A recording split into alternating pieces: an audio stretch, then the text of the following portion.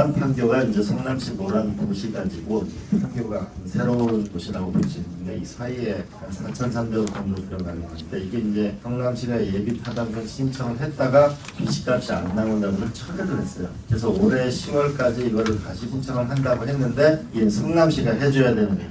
그걸 너무 이제 모란 판교 두 개의 구간으로만 자꾸 생각을 하는데 사실 판교가 이 40만 평에 170조를 하는 거고 이것은 미신 구간이라고 생각하는 게 맞거든요.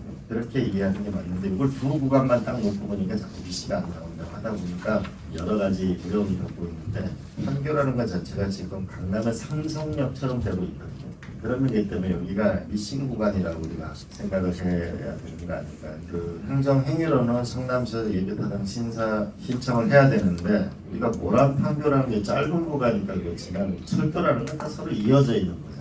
판교의 중요성으로 봐서 이어지지 않은 구간, 이으면 경제성 효과가 큰 구간 이렇게 이해하는 게 좋을 거고 두 번째로는 제가 강원도에 있을 때 보면은 원주 강릉간 KTX 철도 같은 경우는 1이 아니고 그건 뭐 0점 몇 정도 나와도 하거든요. 국가가 필요한 일이면. 이거는 그러니까 판교라는 거를 자꾸 이제 여기와 여기 그러니까 경제성이 없다 이렇게 보지 말고 판교라는 것 자체가 170조를 하는 데를 이게 메인 센터로 어떻게 연결되는 거를 키워나갈 때 이게 젊은이가 8만 5천 명이 일하는 데는 대한민국에 없어요.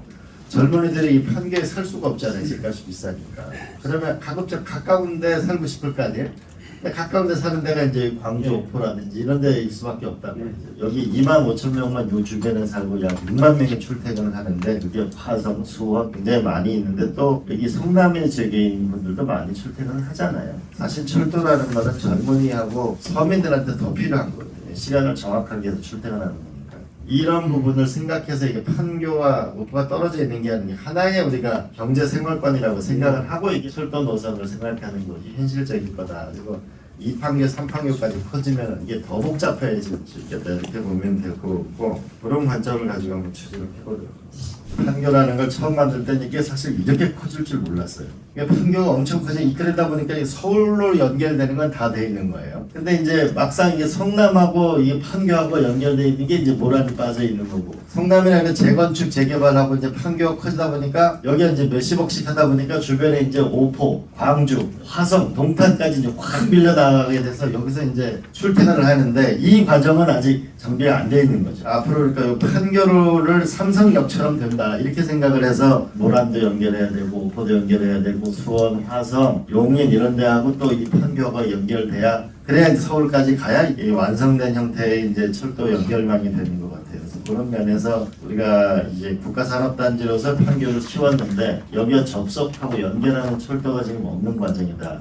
라고 보니까 선거 때는 이제 다 해준다 그랬다가 선거 끝나면 없어졌다. 선거 끝나면 다시 해준다 그랬다가 없어졌다. 지금 이게 반복되고 있는 거죠. 그래서 이제 핵심은 이런 겁니다. 그러니까 수서 광주의 이제 국선 전철이 되는데 여기 우리 교촌 양탑이 포함될 수 있도록 노선 변경을 이제 하는 걸로 됐어요. 노선 변경을 하는 이유는 역을 만들려고 노선 변경을 하는 거지 그냥 땅 밑으로 지나가라고 노선 변경을 하진 않을 거 아니에요. 그렇잖아요. 근데 여기 역을 만드는 걸로 해야 되니까 여기 되니까 돈이 든단 말이에요. 그러니까 돈이 든다니까 이제 한쪽에서는 역을 만든다고 얘기하지 말자. 행정행위는 그런 게 불가능하거든요. 그러니까 어차피 이게 수서 광주에 노선 변경이 있으면 노선 변경을 하는 이유는 역을 만들기 위해서 노선 변경을 하는 거기 때문에 당장 여기 우리가 그럼 생기면 제일 좋지만 나중에 여기 신설될 수 있는 근거를 명확하게 하는 사업 계획과 실시 설계를 하자. 이게 이제 지역 주민들의 핵심적 요구 사항이고 근데 이제 노선 역을 세운다고 하면 옆 지역에서 반대한다.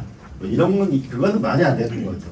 실제로 보면은 역이라고 하는 거는 국민들이 많이 사는 곳, 필요가 있는 곳이 여기 생기는 겁니다. 요 행정행위는 성남시에서 예비타당성 심사 서류를 올려야 돼요.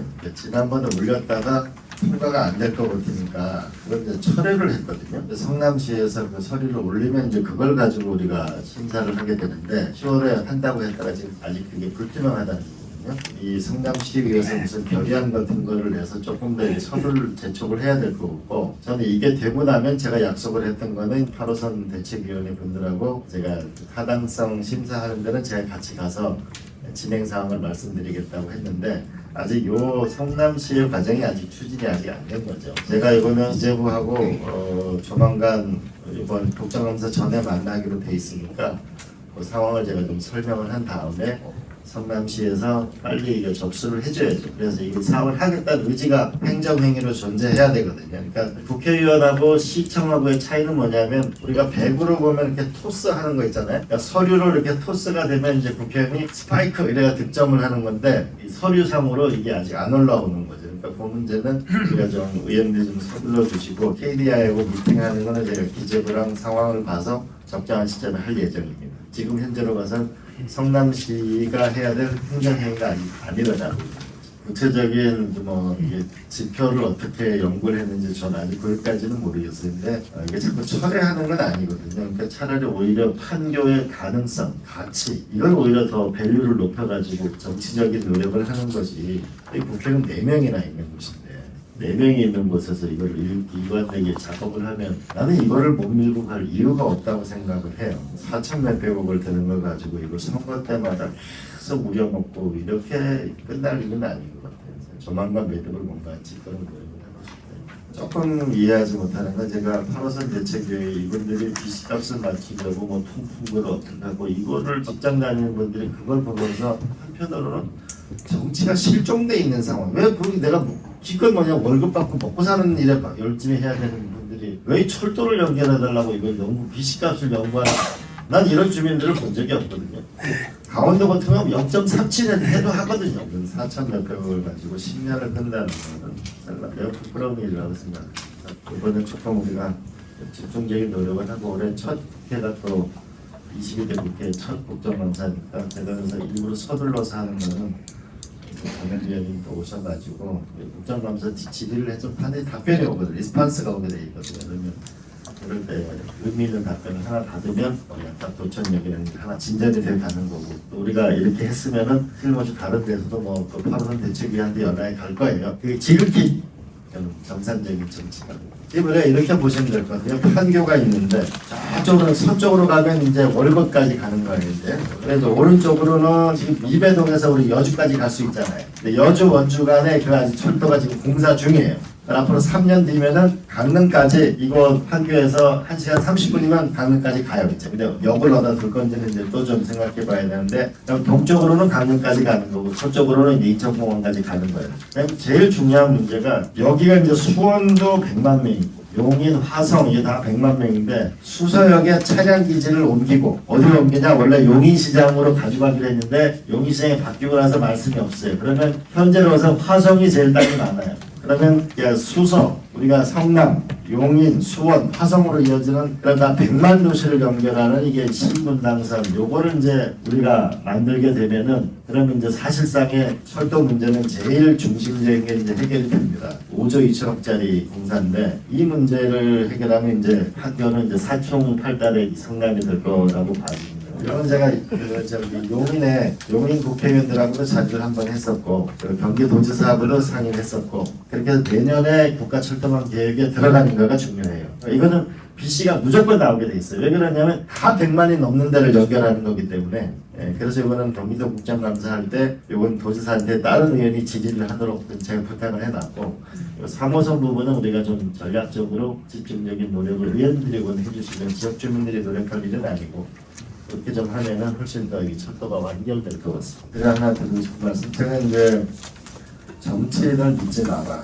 이런 말씀을 꼭 드리고 싶은데 제가 이제 부산에 선거운동을 누굴 지원하러 가는데 자갈치 시장에 있는 노점에 있는 할머니가 그러시는 거예요. 아니 이게 희망이 있어 투표를 하고 또 실망을 하고 또 희망을 가지고 또 실망을 하고 왜 이렇게 뭐가 잘못됐길래 이게 우리가 살기가 힘드나 이런 얘기를 듣는 게 저한테 참 굉장히 인상적이었는데 지금 보면은 그 선거 때 되면은 해준다고 했다가 또 선거 끝나면 되고 이런 게 되면은 결국은 우리가 선거하는 의미가 없잖아요. 그런 면에서 정치인을 그의 말을 믿지 말고 정치인을 이용을 해야 한다. 저는 항상 하는 얘기가 그 당을 여러분들의 국민들의 이익을 위해서 이 당도 이용하고 저 당도 잘 이용하고 일을 못하면 떨어뜨리고 일을 잘하면 도와주고 이런 것이 정착되어야만 정치인들이 더 열심히 일을 할 수밖에 없을 거라고 생각을 합니다. 사실 냉정히 말하면 제가 국회의원 선거 떨어졌는데 이거 안 해도 사실 누가 뭐라고 할 사람은 없어요. 제가 왜 이걸 하려고 하냐면 그 정치인은 어쨌든 선거 때 자기 했던 말이잖아요. 뭐 신뢰라고 하는 거는 사람이 하는 말이 그 말을 지키려고 노력하고 지금 그 말을 믿고 투표행위를 하는 거잖아요. 그런 면에서 조금 더 우리가 좀 달라져야 되겠다. 이게 판교라는 도시가 170조를 하는 대한민국 경제 새로운 심장이기도 하고, 이게 100만 도시에서 지금 4,600억을 가지고 지금 10년 동안 이렇게 된다는 것은 이건 좀 우리가 근본적인 정책을 새롭게 해나가야 될 필요가 있다고 생각을 하고, 여러분하고 우리가 또 힘을 모으고 국민의힘 의원도 불러서 다그치고 이렇게 해서 좀 세상을 말을 하면 반드시 말을 지키려고 하는 그런 거를 만들 수 있는 걸 같이 해나갔으면 좋겠습니다. 그런 면에서 성과를 내려면 말만 많이 하면 뭐합니까? 성과가 있어야지, 그죠? 그런 면에서는 용기를 많이 낼 수 있도록 우리 박수로 패딩을 하겠습니다.